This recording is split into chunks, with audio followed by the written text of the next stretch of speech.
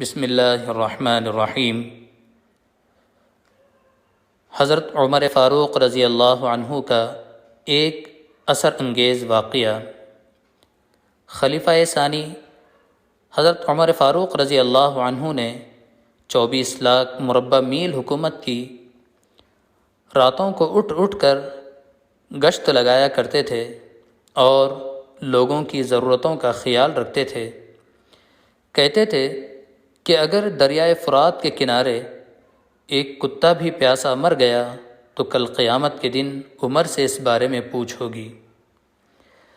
ایک دفعہ آپ رضی اللہ عنہ دربار کا وقت ختم ہونے کے بعد گھر آئے اور کسی کام میں لگ گئے۔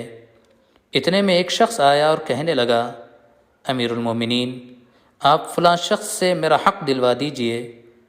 آپ کو بڑا غصہ آیا اور اس شخص کو ایک درہ پیٹھ پر مارا اور کہا، جب میں دربار لگاتا ہوں تو اس وقت تم اپنے معاملات لے کر نہیں آتے، اور جب میں گھر کے کام کاج میں مصروف ہوتا ہوں تو تم اپنی ضرورتوں کو لے کر آ جاتے ہو۔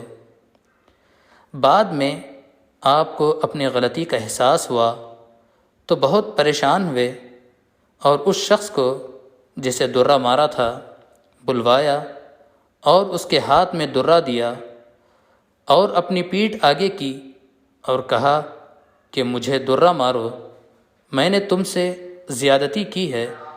وقت کا بادشاہ جو 24 لاکھ مربع میل کا حکمران ہے، ایک عام آدمی سے کہہ رہا ہے، میں نے تم سے زیادتی کی، مجھے ویسی ہی سزا دو۔ اس شخص نے کہا، میں نے آپ کو معاف کیا۔ آپ رضی اللہ عنہ نے کہا، نہیں، کل قیامت کو مجھے اس کا جواب دینا پڑے گا۔ تم مجھے ایک درہ مارو تاکہ تمہارا بدلہ پورا ہو جائے۔ آپ رضی اللہ عنہ روتے جاتے تھے اور فرماتے، اے عمر، تو کافر تھا، ظالم تھا، بکریاں چراتا تھا، خدا نے تجھے اسلام کی دولت سے مالا مال کیا اور تجھے مسلمانوں کا خلیفہ بنایا، کیا تو اپنے رب کے احسانوں کو بھول گیا؟ آج ایک آدمی تجھ سے کہتا ہے کہ مجھے میرا حق دلواؤ تو اسے درہ مارتا ہے۔ اے عمر، کیا تو سمجھ بیٹھا ہے کہ مرے گا نہیں؟